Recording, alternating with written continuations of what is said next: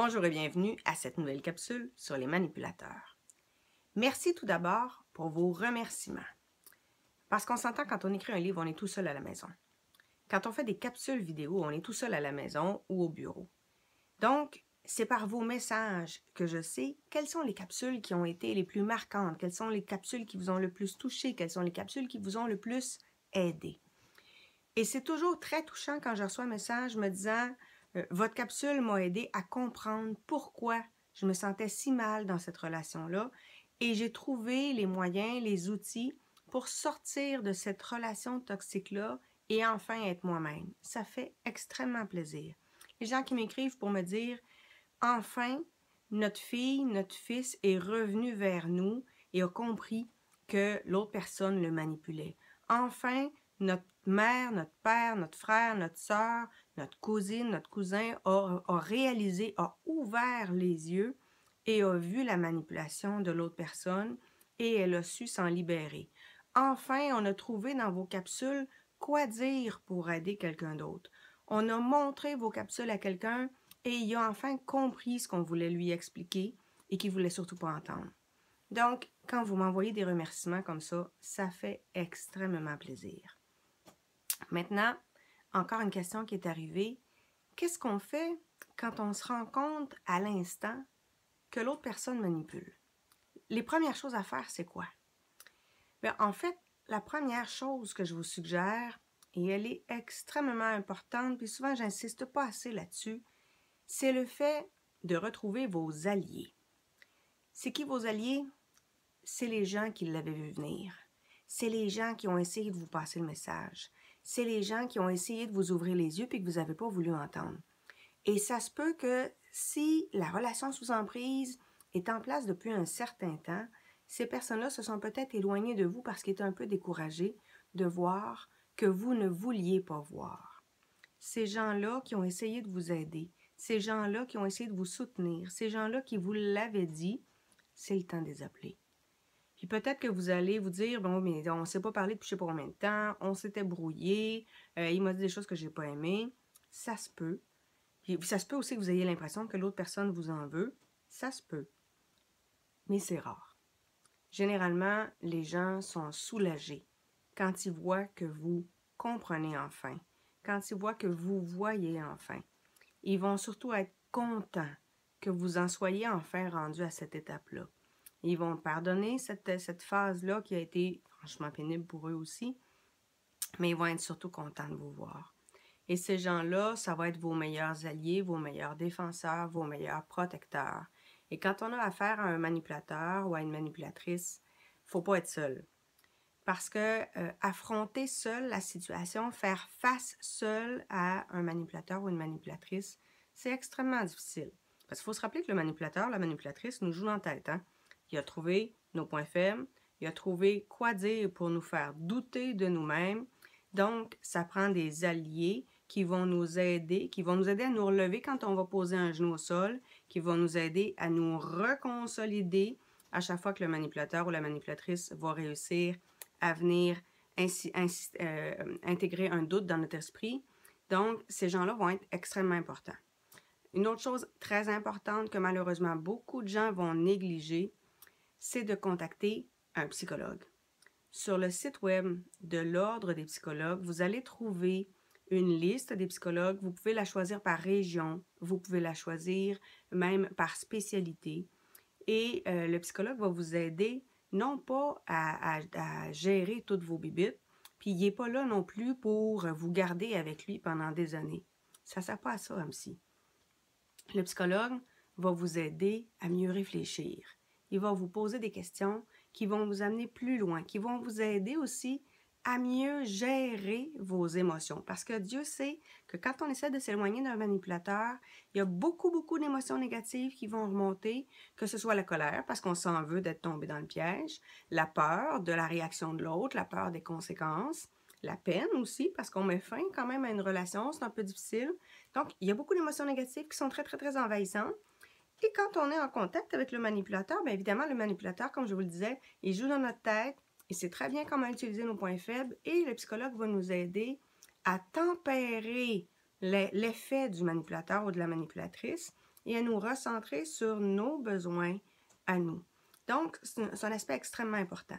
Ça se peut aussi que vous ayez besoin de d'autres alliés professionnels en plus d'un psychologue.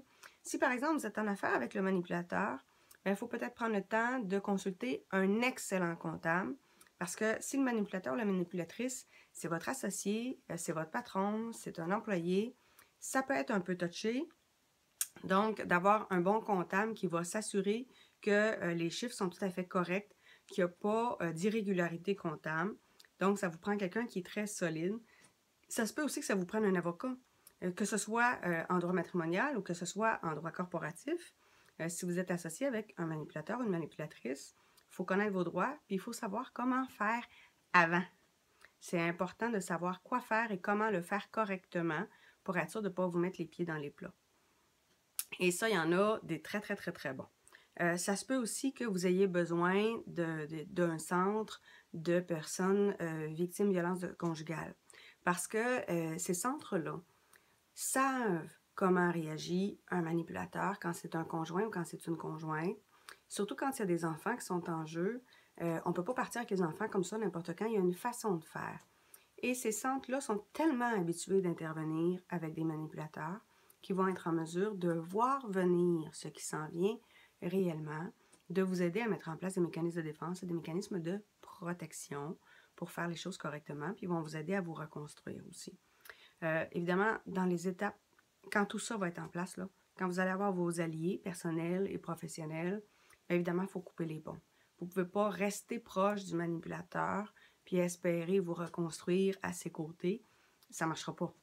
L'objectif du manipulateur, c'est justement de vous déconstruire. Donc, si vous restez près de lui ou d'elle, cette personne-là va s'assurer que vous ne puissiez pas vous reconstruire. Donc, il faut couper les ponts. Il faut arrêter de lire ses courriels. Idéalement, il faut même supprimer les courriels parce que je sais très bien que vous les avez gardés. Donc, on supprime les courriels que l'on a reçus et que l'on lui a envoyés une fois que tout ça est terminé. Sinon, on les met dans un dossier. Si vous êtes en procédure judiciaire avec cette personne-là, on les met dans un dossier à part, mais on ne va pas consulter les courriels. On peut aussi bloquer son numéro de téléphone sur notre cellulaire. On s'assure évidemment de ne pas répondre. Ça ne donne rien d'écouter les grands messages chez boîte vocale. C'est du grand n'importe quoi. C'est un grand spectacle généralement. Donc, l'objectif, c'est de vous faire douter. L'objectif, c'est de vous faire paniquer.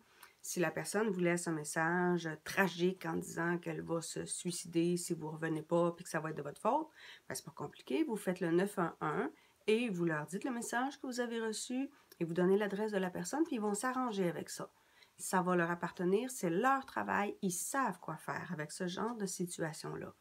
Puis à ce moment-là, ben, le manipulateur, il a moins de chances, le manipulateur ou la manipulatrice a moins de chances de recommencer le même genre de manège. Donc, on coupe les ponts, et on limite le plus possible les contacts avec cette personne-là. Puis évidemment, ben, la dernière étape, c'est de travailler à vous reconstruire. Parce que même si le manipulateur sort de votre vie, il est encore dans votre tête. Donc là, il y a un travail à faire et vous en avez pour plusieurs mois de travail vraiment d'introspection et de réflexion. Et ça doit être une saine réflexion. C'est souvent ça qui est difficile parce que souvent, on a de la misère à démêler ce qui est vrai, ce qui ne l'est pas, puis on va se taper sa tête plus que d'autres choses. Après ça, on va essayer de culpabiliser le manipulateur ou la manipulatrice, mais tout ça, ça ne sert à rien. Tout ça, ça ne nous aide pas à nous reconstruire. Donc, il faut avoir une réflexion qui va être bien orientée, qui va nous aider à cheminer, à avancer dans cette situation-là pour ne pas retomber sur un autre manipulateur ou une autre manipulatrice. Parce que si on n'apprend pas de cette situation-là, bien, il y a des bonnes chances qu'on retombe dans exactement le même genre de situation ou de relation. Si vous êtes en ce moment dans une situation de manipulation et que vous essayez de vous en sortir, évidemment, dans Relations sous emprise, je vous indique les étapes, les indices qu'il faudrait voir, qu'il faudrait allumer, que c'est de la manipulation, les stratégies que le manipulateur va utiliser et qu'il faudrait vraiment que vous compreniez pour être en mesure de les contrer. Et si vous avez réussi à sortir de la relation et que vous êtes à l'étape suivante, soit l'étape de la reconstruction, à ce moment-là, dans les 8 étapes vers votre potentiel infini, je l'écris pour les gens qui se relèvent d'une épreuve, quelle qu'elle soit. Mais évidemment, j'ai eu une pensée spéciale pour les gens qui ont été victimes de manipulation pour que, à partir de ce livre-là, vous soyez en mesure de vous reconstruire. Donc, à partir de ça, bien évidemment, je vous invite à vous abonner à ma chaîne YouTube, mais je vous invite aussi à vous abonner à mon infolette que vous allez trouver sur mon site d'auteur, donc annabelle-boyer.com, parce que dans les prochains jours, je vais vous faire part par infolette de vidéos que je vais laisser en privé, donc qui ne seront pas accessibles à tout le monde, sur justement les étapes pour se reconstruire, se relever d'une épreuve, se rebâtir. Donc, comment on fait quand on est dans une vie qui ne nous convient pas, puis qu'on n'arrive pas à trouver qu'est-ce qui nous conviendrait? Comment on fait pour trouver notre mission de vie? Comment on fait pour trouver notre raison d'être? Comment on fait pour trouver dans quoi on est bon? Puis qu'est-ce qui nous distingue? Ça a l'air bien facile dans les livres, là, mais moi, ça m'a pris beaucoup de travail et d'exercices avant de réussir à le trouver. Il y a des exercices qui ont bien fonctionné avec moi, il y a d'autres exercices qui n'ont pas bien fonctionné avec moi. Donc, dans ces vidéos-là, je vais prendre le temps de vous les expliquer et je vais vous en donner sur une base régulière, donc assez rapidement là, pour que vous soyez en mesure de faire des exercices qui vont vous donner des résultats probants, puis qui vont vous aider à cheminer et à avancer afin d'avoir la vie qui vous convient, la vie idéale pour vous, celle que vous voulez vous vraiment, qui est différente d'une personne à l'autre, mais dans l'objectif d'être enfin vous-même. Sur ce, on se retrouve bientôt pour une prochaine capsule. Au revoir.